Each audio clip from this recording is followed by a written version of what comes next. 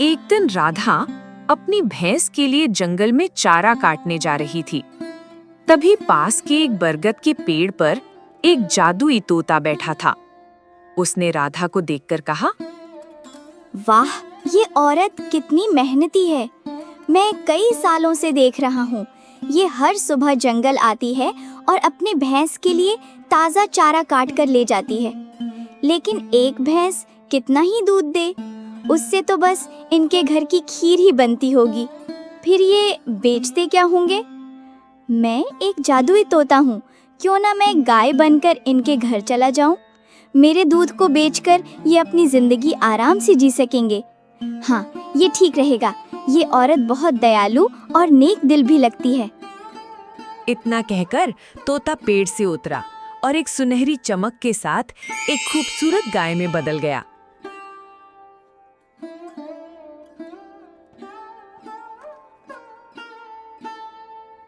फिर वो राधा के पास गया और बोला, हे दयालु औरत, इस जंगल में मेरा कोई नहीं है। मैं अकेली हूँ। क्या तुम मुझे अपने घर ले चलोगी? मैं तुम्हें बदले में ढेर सारा दूध दूंगी। राधा ने गाय की बात सुनकर आश्चर्य से कहा, ये क्या? मैं कोई सपना तो नहीं देख रही। ये गाय तो बोल रही है। पहले तुम बताओ, तुम बोल कैसे रही हो? मैंने तो आज तक कोई गाय इंसानी आवाज में बोलते नहीं देखी।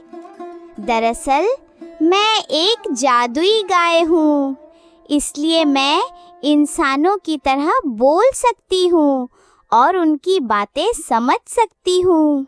मैं कह रही थी, मुझे अपने घर ले चलो।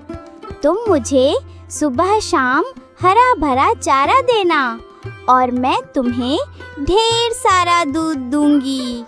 उस दूध को बेचकर तुम अपनी जिंदगी आराम से चला सकोगी। एक भैंस से तुम्हारा गुजारा तो हो नहीं रहा। राधा ये सुनकर बहुत खुश हुई और बोली, अरे जादुई गाय, तुम सच कह रही हो। अगर ऐसा हुआ तो हमारी सारी मुश्किलें खत्म हो जाएंगी। ठीक है, तुम मेरे साथ चलो। राधा गाय को लेकर घर की ओर चल पड़ी।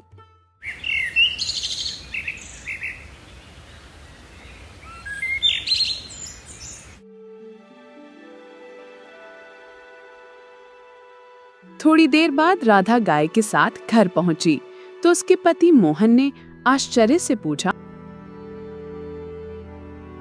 अरे राधा, तुम तो भैंस के लिए चारा काटने गई थी, फिर ये गाय कहाँ से ले आई तुम? मोहन, मैंने इसे कहीं से पकड़ा नहीं।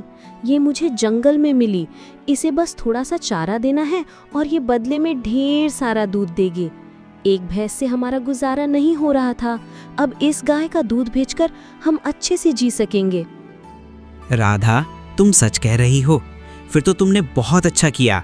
हम आज से इस गाय का अच्छे से ध्यान रखेंगे।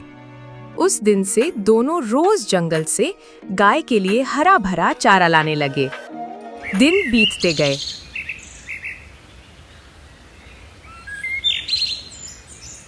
कुछ समय बाद मोहन गांव के मुखिया के पास रोज दूध देने जाने लगा। एक दिन उसका पड़ोसी किशन ये सब देखकर सोचने लगा, अरे, इसके पास तो एक ही भैंस थी, फिर ये रोज बाल्टी भरकर दूध कहाँ से ला रहा है? एक भैंस इतना दूध कैसे दे सकती है? जरूर कोई रहस्य है, मुझे जल्दी पता लगाना होगा। किशन अपनी पत्नी सरला को ये बात बताने घर गया। घर पहुंचकर बोला, सरला, तुम तो जानती हो कि मोहन के पास सिर्फ एक भैंस थी, फिर वह कहाँ से रोज बाल्टी भर भर के दूध बेच रहा है? हमें जल्दी पता लगाना होगा, वरना वो हमसे भी अमीर हो जाएगा। ये जी, अगर ऐसा है तो जाइए और जल्दी पता लगाइए। मैं ऐसा होता नहीं देख सकती। हाँ ठीक है, मैं अभी जा रहा हूँ। वह मोहन के घर पहुंचा और चुपके से सब देखने लगा। मोहन गाय से बातें कर रहा था। मेरी प्यारी गाय, और चारा खाएगी? मैं अभी लाता हूँ। नहीं मोहन, आज तुमने मुझे बहुत चारा खिला दिया। अब मैं और नहीं खा सकती। किशन गाय को बोलते हुए देखकर हैरान रह गया।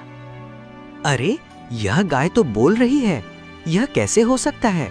गाय भी इंसानों की तरह बोलती है। मोहन, आज मैं तुम्हें ढेर सारा दूध दूंगी।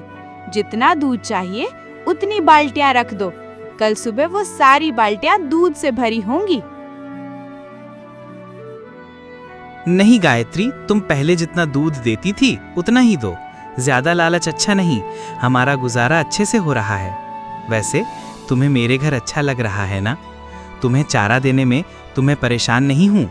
हाँ मोहन, मैं बहुत खुश हूँ। हमारे दूध से तुम्हें फायदा हो रहा है ना? हाँ गायत्री, तुम्हारे दूध से हमें 2 वक्त की रोटी मिल रही है। अच्छा, तो ये जादुई गाय है जो बाल्टी बाल्टी दूध देती है। मुझे जल्दी कुछ करना होगा।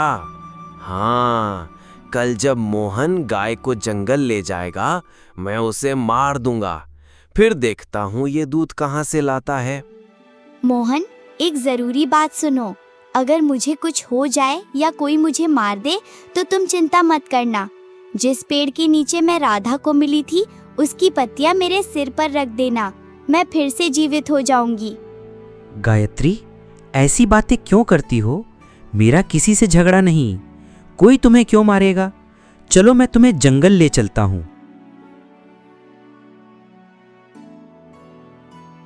राधा, मैं गायत्री को जंगल ले जा रहा हूँ। अगर देर हो जाए तो चिंता मत करना। ठीक है, लेकिन जंगल में सावधान रहना, वहाँ जंगली जानवर होते हैं।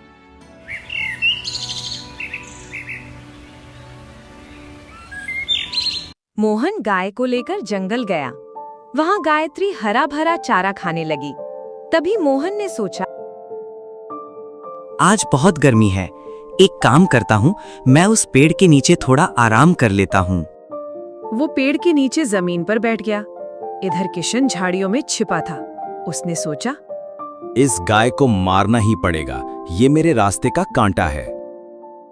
तभी गायत्री जोर जोर से चिल्लाने लगी। मोहन नींद से जागा और बोला, अरे गायत्री को क्या हुआ? मुझे देखना चाहिए।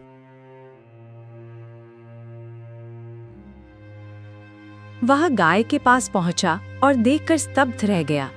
गायत्री मर चुकी थी। मोहन बहुत दुखी हुआ और उसकी आंखों से आंसू बहने लगे। हे भगवान, ये कैसे हो गया? मेरी गायत्री कैसे मर गई? अब मैं राधा को क्या जवाब दूंगा? मोहन उदास होकर घर लौटा। तभी राधा ने पूछा, मोहन, क्या हुआ? तुम इतने दुखी क्यों हो? और गायत्री कहाँ है? राधा, मैं तुम्हें कैसे बताऊं? गायत्री अब नहीं रही, वो मर गई। ये क्या कह रहे हो? वो तो जंगल में चारा खाने गई थी। बताओ क्या हुआ? मैं जंगल में पेड़ के नीचे सो रहा था, तभी अचानक गायत्री की चीख सुनाई दी। जब मैंने देखा तो वह मर चुकी थी। ये कैसे हो गया? वो गाय हमारी कमाई का एकमात्र सहारा थी। अब हम क्या करेंगे? राधा, चिंता मत करो, मुझे गायत्री का रहस्य पता है। मैं जंगल से पत्तियां लाता हूँ। ठीक है, लेकिन सावधानी से जाना। मोहन जंगल गया।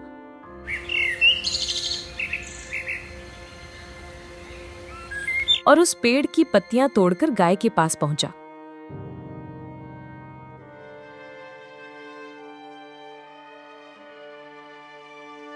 उसने पत्तियां गाय के सिर पर रखीं।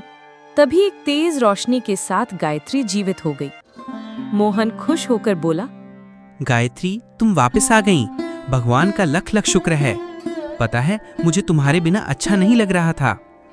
राधा और मैं रो रो कर बुरा हाल हो गया। मोहन, अब मैं ठीक हूँ। चलो घर चलते हैं। राधा मुझे देखकर खुश होगी। मोहन गाय को लेकर घर गया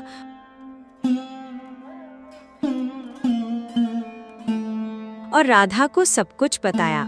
राधा खुशी होकर बोली, गायत्री, पता है तुम्हारे बिना हम परेशान हो गए थे। राधा, अब चिंता मत करो, मैं फिर से लौट आई ना।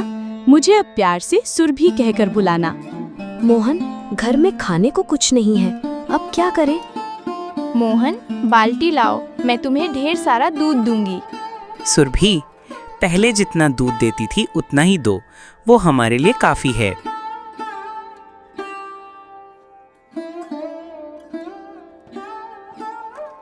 मोहन बाल्टी लाया। एक जादुई रोशनी के साथ बाल्टी दूध से भर गई। राधा बोली, वाह सुरभि, तुम्हारा दूध तो बहुत गाढ़ा है, लेकिन अभी हमारे पास चारा नहीं है। कोई बात नहीं, हमारे पास अमरूद का पेड़ है, उसकी पत्तियां लाओ, वही खा लूंगी। तभी किशन पीछे से आया और ये सब देखकर हैरान हो गया। मैंने तो इस गाय को मार दिया था, फिर ये कैसे जीवित हो गई? मुझे फिर से कुछ करना होगा। राधा, मैं मुखिया के पास दूध देने जा रहा हूँ। अगर देर हो जाए तो चिंता मत करना। ठीक है, लेकिन थोड़ा जल्दी लौटना। मोहन जंगल के रास्ते मुखिया के घर गया। रास्ते में उसने एक बूढ़ी औरत को कुटिया के सामने रोते देखा। अरे अम्मा, आप रास्ते में बैठकर क्यों रो रही हैं? बेटा, मुझे 2 दिन से भूख लगी है, कुछ खाने को मिल जाए तो अच्छा होता। खाने के लिए कुछ तो नहीं है, लेकिन मेरे पास दूध है, आप इसे पी लो। बेटा, तुमने मेरी जान बचा ली। मेरे बेटे बहू मुझे छोड़कर चले गए। मोहन ने दूध का कुछ हिस्सा बूढ़ी माँ को दिया और बाकी लेकर मुखिया के पास गया। मुखिया जी, ये ताज़ा ताज़ा दूध लाया हूँ। मोहन, तुम कई दिन के बाद आया, कोई दिक्कत परेशानी थी क्या? हाँ मुखिया जी, मेरी गाय बीमार थी, लेकिन अब सब ठीक हो गया है। वह दूध देकर घर लौटा। कुछ दिन बीत गए।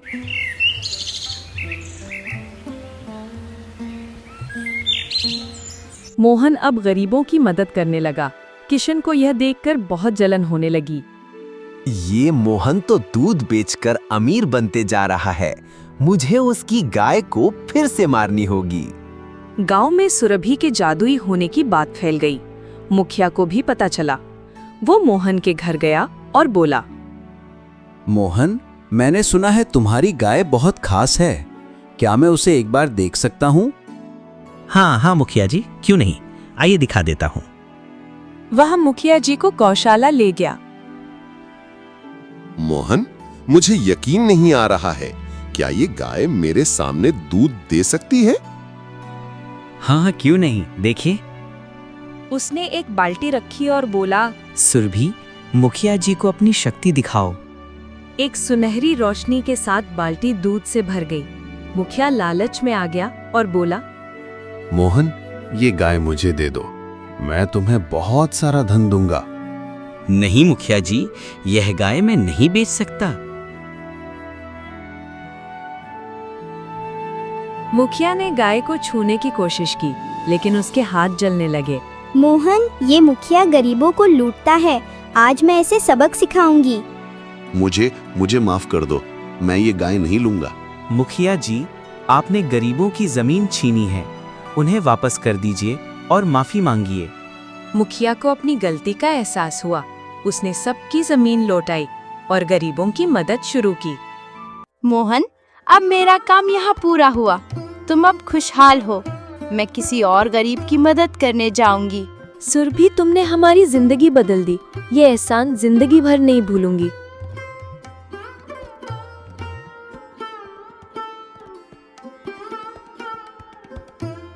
सुरभि चली गई और मोहन और राधा खुशी खुशी रहने लगे।